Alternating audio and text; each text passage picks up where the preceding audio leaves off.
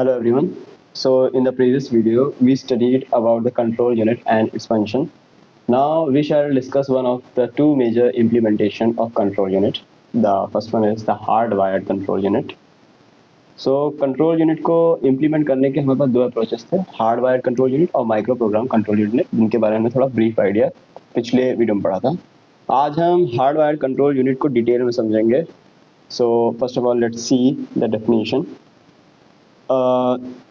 In a hardware control unit, the control logic is implemented using logic gates, flip-flops, decoders, encoders and other digital circuits. यानी कि अगर simple शब्दों में बोला जाए तो हार्डवेयर कंट्रोल यूनिट में control signals directly hardware circuit के थ्रू जनरेट होते हैं। यहाँ कोई कंट्रोल मेमोरी या माइक्रो प्रोग्राम यूज नहीं होता। सब कुछ डिजिटल लॉजिक सर्किट्स जैसे एंड और गेट्स, डिकोडर, फ्लिप फ्लॉप के थ्रू इम्प्लीमेंट किया जाता है। तो सिंपल सा जो बेसिक आइडिया है वो ये है कि हार्डवायर्ड का मतलब ही होता है कंट्रोल लॉजिक परमानेंटली हार्डवेयर में वायर्ड होती है, इसलिए इसका बिहेवियर फिक्स्ड होता है। अब main component of control unit इस डायग्राम के थ्रू हम लोग समझेंगे। तो यहाँ पर हम लोग देख सकते हैं जो कंट्रोल यूनिट है उसको कुछ लोगों के द्वारा इनपुट मिल रहा है और वो एक आउटपुट दे रहा है। हमारे पास जो इंस्ट्रक्शन रजिस्टर है उससे इंस्ट्रक्शन डिकोडर में गया पहले इनपुट। तो इंस्ट्रक्शन डिकोडर जो इंस्ट्रक्शन का ऑफ कोड होगा उसको डिकोड करके कंट्रोल यूनिट में देगा। फिर यहाँ पर हमारे पास क्लॉक है, क्लॉक कुछ इनपुट टाइमिंग जनरेटर में देगी, वहाँ से हमारे पास सीक्वेंशियल स्टेप डिकोडर में जाएगा, वहाँ से T1, T2, T3 कुछ इनपुट अगेन कंट्रोल यूनिट में गया।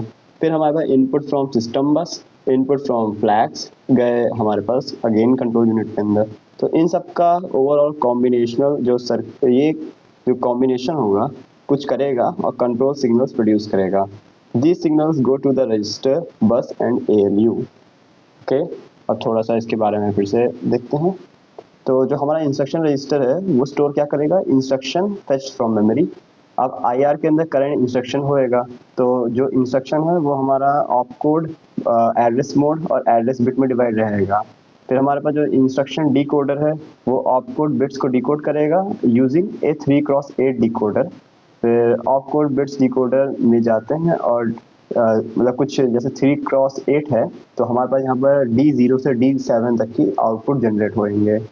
हर आउटपुट कोई ना कोई स्पेसिफिक इंस्ट्रक्शन को रिप्रेजेंट करेगा। फिर SC यानी कि सीक्वेंस काउंटर, ये the sequence counter generates timing signals for each step of the instruction cycle. यानी कि जो सीक्वेंस काउंटर है वो फिर 4 बिट का होएगा। 4 बिट यानी कि 0 से 15 तक की हम लोग काउंट कर सकते हैं। यानी कि इसका आउटपुट 4x16 डिकोडर के थ्रू T0 से T15 तक टाइमिंग सिग्नल जनरेट करता है। हर T स्टेट एक टाइम स्लॉट रिप्रेजेंट करता है। ओके, अब यहाँ पे जो हमारा कंट्रोल सिग्नल्स था यानी कंट्रोल लॉजिक गेट्स जो है उसके बारे में देखते हैं। The output of decoder and timing signals are applied to control logic gates to generate control signals. अब now let's see the working of hardwire control units. मैंने वर्किंग को यहाँ पर लिख रखा है, लेकिन इसको हम लोग पहले सिंपल टर्म्स में समझेंगे क्या है। हमारे पास देखो इसकी वर्किंग बहुत सिंपल है। सबसे पहली स्टेप रहती है कि जो हार्डवायर कंट्रोल यूनिट है उसको इनपुट कहाँ से मिलेगा। उसे इनपुट 4 जगह से मिल रहा था, अभी हम लोगों ने डायग्राम में देखा। कहाँ से, इंस्ट्रक्शन रजिस्टर से, फ्लैग से, क्लॉक से, सिस्टम बस से, और इन सबको कंबाइन करके कंट्रोल सिग्नल जनरेट करता है। फिर सेकेंड स्टेप रहेगी कि जो इंस्ट्रक्शन डिकोडर IR के ऑप कोड को डिकोड करता है, वहाँ से हमको क्या ऑपरेशन करना है उसके बारे में पता चलता है। फिर जो तीसरी स्टेप है वो है सीक्वेंस काउंटर हर टाइम स्लॉट के लिए सेपरेट सिग्नल जनरेट करता है, जैसे T0, T1, T2 till T जो भी हमारा एंड तक होगा। फिर जब एक इंस्ट्रक्शन कंप्लीट होती है तब एंड सिग्नल जनरेट होता है। यहाँ देखो मैंने एंड और रीसेट लिखा है। तो जब एक इंस्ट्रक्शन हो गया तो एंड ट्रिगर होएगा।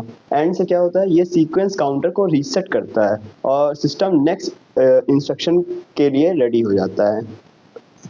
ओके, चलो अब इसको एक बार रीड कर लेते हैं। HCU basically hardwire control unit gets input from IR, clock, flag, system bus, transforms them into a set of control signals. Instruction decoder decodes the instruction in IR.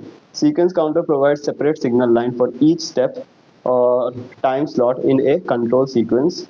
After execution of each instruction and the signal is generated, the generates the reset it resets the control sequence counter and make it ready for generation of control sequence for next instruction. Okay तो input कहाँ से मिलेगा और output कहाँ से मिलेगा एक बार फिर से स्पेसिफिकली देखते हैं. इनपुट 4 जगह से मिलेगा, क्लॉक से, IR से, फ्लैग से और सिस्टम बस से. आउटपुट क्या है? जो कंट्रोल सिग्नल जनरेट होते हैं जो कि रजिस्टर को कंट्रोल करते हैं, बस को कंट्रोल करते हैं, ALU ऑपरेशंस एक्टिवेट करते हैं, ये हमारे आउटपुट रहेंगे. अब यहाँ पर मैंने थोड़ा सा इसका एक और लाइन लिखी है कि hardwire control units are more faster and simpler in design but they are also less flexible and more difficult to modify or update. तो यहाँ से हमारी आ जाती है एडवांटेजेस और डिसएडवांटेजेस. तो एडवांटेज क्या है कि वेरी फास्ट